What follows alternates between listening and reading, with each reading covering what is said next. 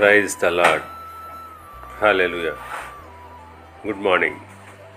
ఈరోజు దేవుని వాగ్దానము లూకాసు వార్త 1వ అధ్యాయము 71వ వచనము. దావీదు వంశమునందు మన కొరకు రక్షణ శృంగమును కలుగజేసెను.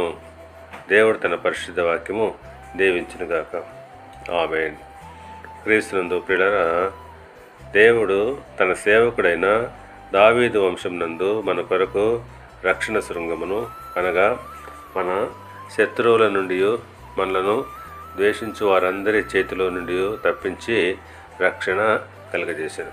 అవును, మన శత్రువు అనగా సాతాను నుండి మనలను తప్పించి, మనలను ద్వేషించు వారి చేతిలో నుండి మనలను తప్పించుటకు రక్షణ శృంగముగా యేసుక్రీస్తును ఈ లోకంలో జన్మింపజేసెను.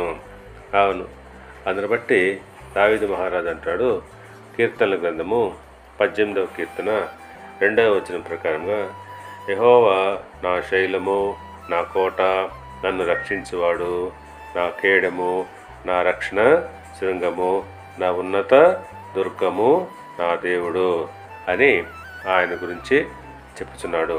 కనుక పిల్లరా, మనకు రక్షణ శృంగముగా యేసుక్రీస్తు ఈ లోకంలో జన్మించెను.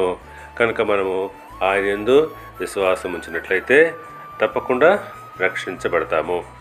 దేవుడు మిమ్మల్ని దీవించి ఆశీర్వదించి వర్ధిల్ల చేయునుగాక. ఆమేన్.